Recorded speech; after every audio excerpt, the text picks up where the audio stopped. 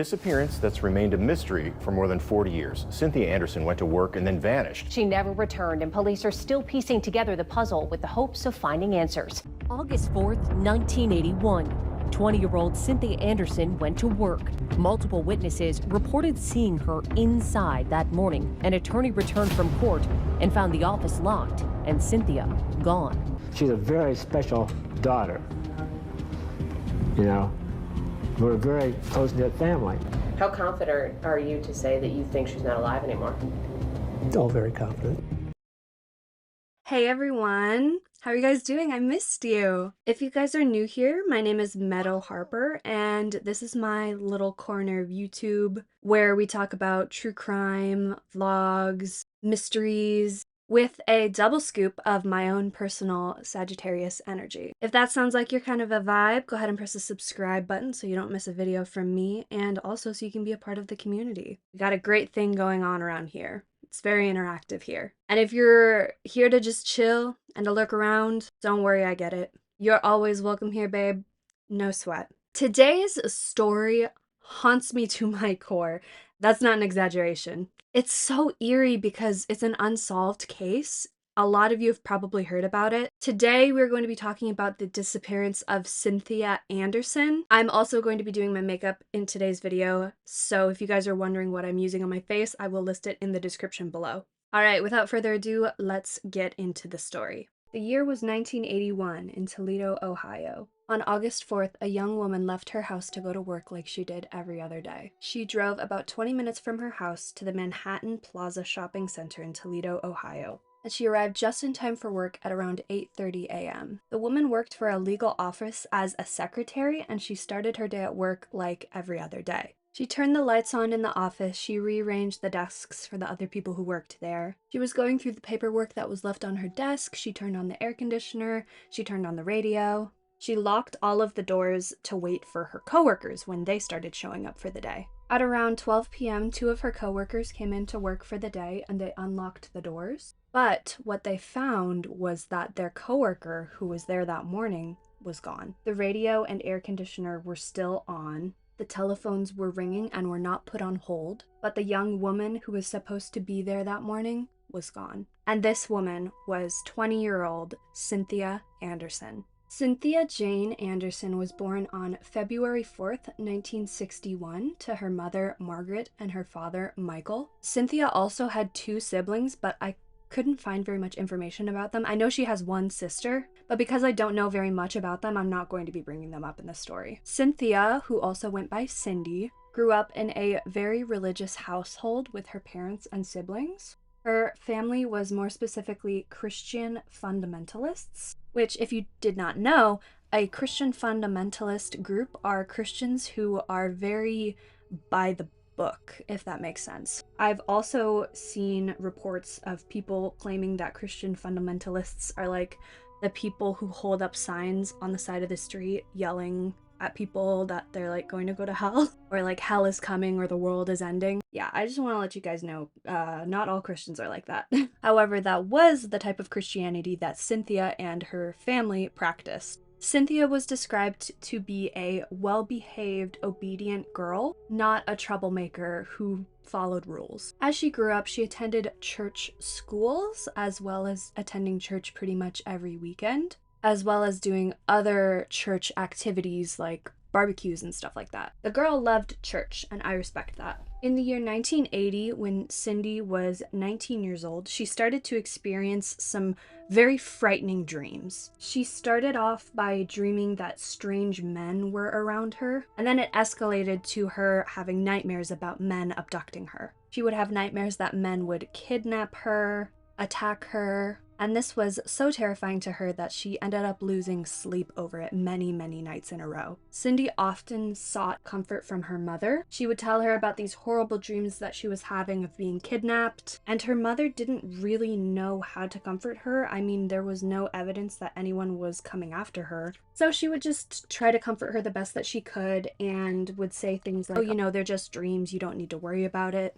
which makes the events following even more unsettling that she was having these dreams in the first place. The months passed and the year was 1981. In February, Cindy had turned 20 years old. Wait, oh, her birthday's tomorrow. I'm filming this on February 3rd. Happy birthday, Cindy. But anyway, in the year 1981, Cindy had just turned 20 years old and her life was more exciting than ever before. She had just turned 20 years old, she was exiting her teens and entering her 20s, which is always exciting. She was working for a local law office as a secretary. She lived on the border of Michigan, but the law office was technically in Ohio, but it was only about a 20-minute drive. And actually, she was planning on leaving her job to start going to Bible college. And not only that, but she was going to start going to Bible college with her boyfriend who was already enrolled. I couldn't find very much about her boyfriend. I don't think he's a very important person in this case, and literally he does not come up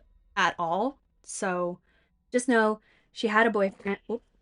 She had a boyfriend. He was already going to the college and she was going to start going to college with him in the fall. But her boyfriend was also a part of the church that she went to. And like I said, he was already enrolled, so the two of them were going to start going to Bible college together, which that is so cute. I love that for her.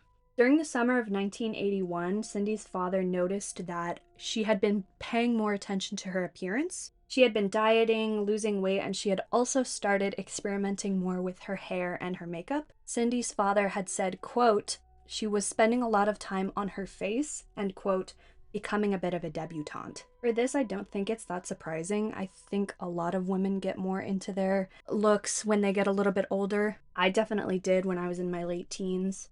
But anyway, in the earlier months of 1981, Cindy came into work one day and she found something legitimately horrifying. On the wall across from her desk in the plaza read the words, "I love you, Cindy," by GW. They were hand-painted letters. It was a ginormous sign. This scared her a lot, especially because of the nightmares that she had been having. And this sign was definitely not helping her with her anxiety. Friends of Cindy's confirmed that she didn't know anybody with the initials of GW. What was even crazier is that the sign was up for 6 months. She had to endure and look at this sign for 6 months before they got it taken down. But the fact that they took it down didn't even matter because the person just came back and made an even bigger sign that said, "I love you, Cindy," by GW a week after. I think I would quit at that point, personally. There's no way that's normal. Also, sometime while the words were on the wall, Cindy had been receiving some very threatening phone calls. She kept getting phone calls from unknown callers, which wasn't surprising. But she kept getting unknown calls, which wasn't surprising, but according to her, these calls were so ominous and threatening. They scared her constantly. And there was one instance where a client was visiting the law office and he saw Cindy receive a phone call and she was visibly frightened and hung up super fast. The client asked if she was all right, to which Cindy said yes and then moved on. There isn't much known about these phone calls. She never really went into detail about who was calling or for what reason they were calling. But everyone who worked with her, who saw her when she got these phone calls, saw that she was terrified. Because of the phone calls, as well as the sign on the wall, Cindy's boss, a man by the name of James Rabbit, installed a panic button under Cindy's desk. He put this here for if she was in the office by herself and she was in danger or afraid or needed help, she could press the buzzer and it would alert nearby businesses in the area that she needed help. But unfortunately, even with these precautions, it didn't really provide her any real safety. So on August 4th, like I had mentioned, Cindy left her house for work like she did every other day. She ended up skipping breakfast, as she often did as a part of her diet. Sources say that she was running late, but she did end up getting to the plaza at around 8:30 a.m. And then she started her workday like any other day. She was seen by a witness in the plaza at around 9:45 a.m. that day, and the mailman ended up dropping off the mail for the business that day, and he did say that the doors were locked when he dropped them off, which wasn't surprising, like I said, because Cynthia usually kept the doors locked when she was by herself, and she would have been by herself until around 12 p.m. when her other coworkers came in for the day. At around 12 p.m., Cindy's boss, James Rabbit, came in to work for the day, but Cindy was gone.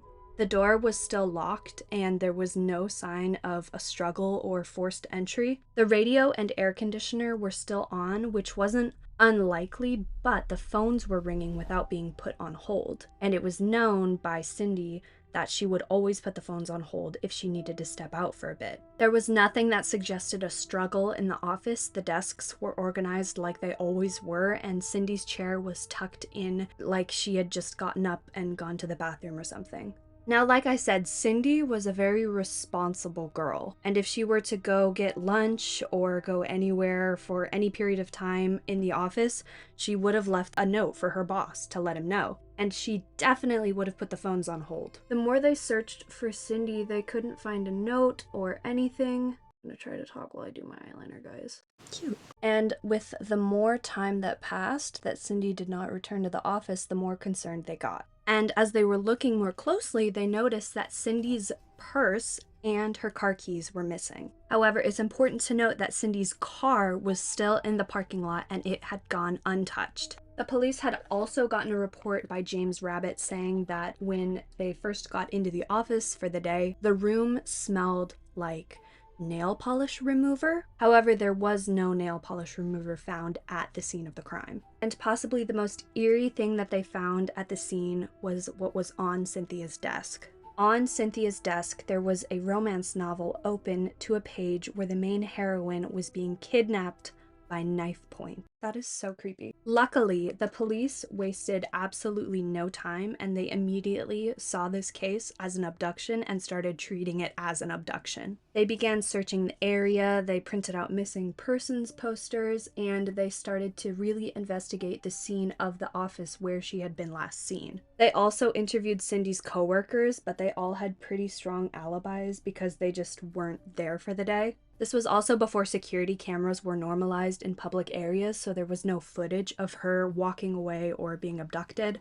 They also checked the buzzer underneath her desk and asked the local businesses if it had been buzzed or if anybody needed to go and help her, but it was untouched for the whole day. The search for Cynthia Anderson was endless. The police were following as many leads as they could, but unfortunately the leads ended up becoming fewer and further between, and Cynthia Anderson was no closer to being found. The police interviewed Cynthia's closest family and friends to see if she had spoken about running away or had anybody in her life that could have done this to her. But they told the police that she was not the kind of girl to run away, and she had so much in her life that she was happy about and looking forward to that she would have no reason to run away. She had a good job, she loved her family, she loved her church, she loved her boyfriend, and she was excited to start going to Bible college. And the people who worked with her agreed that she would never run away. She never spoke about it. There was no reason to believe that she was unhappy with her job. And very slowly, the disappearance of Cindy Anderson became a cold case. And unfortunately, there still are not very many tips for the police to follow. Except there was one damning piece of evidence, and that came from a tip that the police got from an anonymous caller.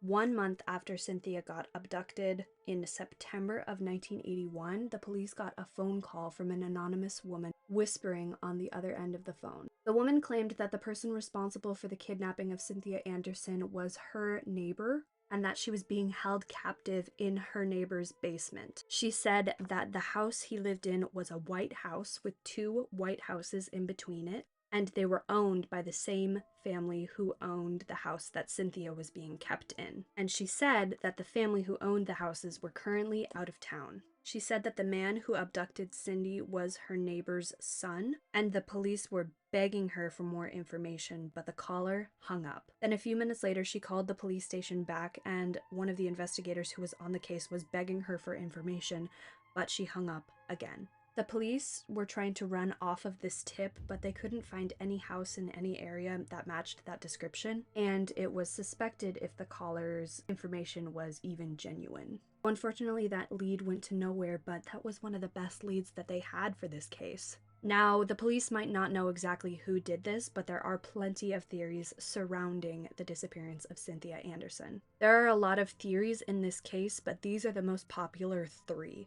Theory number 1, she was abducted as a result of stalking. This theory suggests that Cynthia was being stalked and eventually abducted by a stalker, which makes a lot of sense if you pay attention to the circumstantial evidence surrounding this case. Sorry guys, I'm not great at doing lips while I talk. With the phone calls and the painting on the wall, that could be a contributing factor to her disappearance. There's a YouTube channel by the name of Eye on Justice who made a video about Cynthia Anderson and actually visited the places where she lived and where she worked. I'll put that video in the description if you guys want to watch it next. But they mentioned that Cindy might have had a new man in her life that she didn't want her parents to know about. This could be the reason why she was altering her appearance in the weeks leading up to her disappearance. This could have been a result of having a new man in her life, or maybe even a secret boyfriend that she didn't want people to know about. This could be a good thing. The new secret man could have taken her away from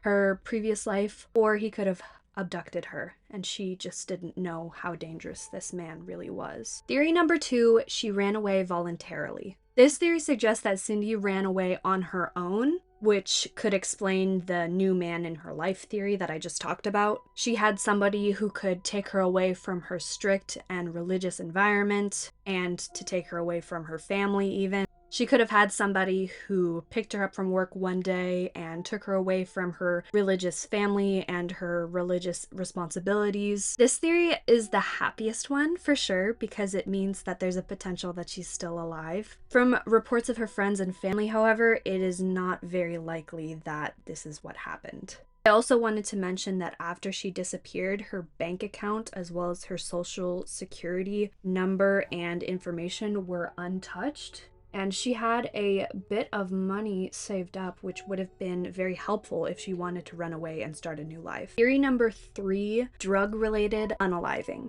This theory states that Cynthia was unalived because she knew of a drug conspiracy going on between one of the lawyers who worked in her office and one of his clients. Richard Naller is a disbarred attorney whose client was a man by the name of Jose Richard Jr. Hey guys, I'm editing. I said Jose Richard Jr. I meant to say Jose Rodriguez Jr.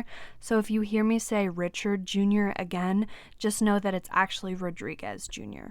This theory has some strong points because Jose and Richard were both convicted of long-time drug-related conspiracies in 1996, and this theory suggests that Cindy was unalived because she overheard too much information about this conspiracy while she was working in the law office. But because there was no evidence pointing to Cynthia being either kidnapped or deceased, the judge couldn't pin her disappearance on Jose when he went up for trial during his drug conviction. There were also 2 men who were questioned about the disappearance of Cynthia Anderson, and those 2 men were Nathaniel and Anthony Cook, who had unalived at least 9 people within a 16-month period in the year 1980 across Ohio, and the majority of their victims were young women. This isn't really a theory per se, but I did want to mention it because they were accused of being responsible for the disappearance of Cindy Anderson. But they were ruled out as suspects when during a plea deal they were confessing to all of their homicides and they denied having anything to do with Cindy Anderson.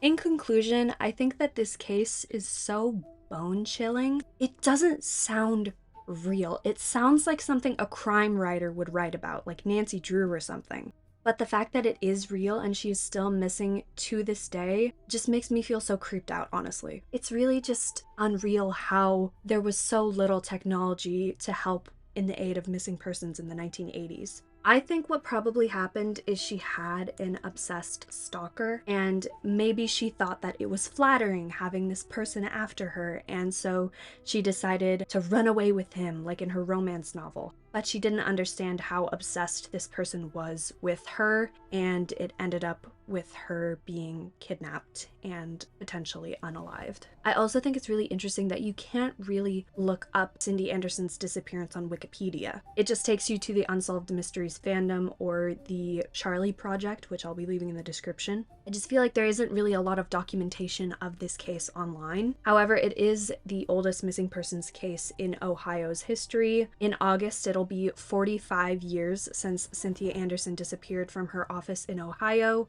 and if she were still alive, she would be 65 years old. Her parents have both passed away since her disappearance, which is heartbreaking that they never found out what really happened with their daughter. But hopefully someday more evidence will come up and the police could follow more leads to finding out what happened to Cindy. And yeah, that's all that I have for you guys today. I think the makeup turned out cute. Leave a comment, let me know what you guys think about this case. If you found it interesting or you have some thoughts of your own, please put them in the description below. Make sure to give this video a like and subscribe because it would really mean a lot to me. And if you guys are new to my channel, I do something called Song of the Week where I tell you guys about the song that I'm currently obsessed with this week. What's my song of the week? Let me see. I feel like my song for this week has been Me and Mr. Jones by Amy Winehouse. I just love her. I love her so much. She's on my wall. I don't know if you can see her. But I just love the jazzy, like, feel of that song so much. I just don't really have an excuse for why I like it other than the fact that I like it. So also that album is turning 20 years old this year. I'm pretty sure. Let me see. Cringe. Back to Black by Amy Winehouse. Yep. In October it'll be 20 years old. That's wild. Anyway, with that being said, I hope that you guys have a wonderful rest of your day. I personally have to go to the store today. I'm out of foundation. I used the last bit of it for this video, so that's going to be exciting. And with that being said, I will see you guys in the next video. Bye!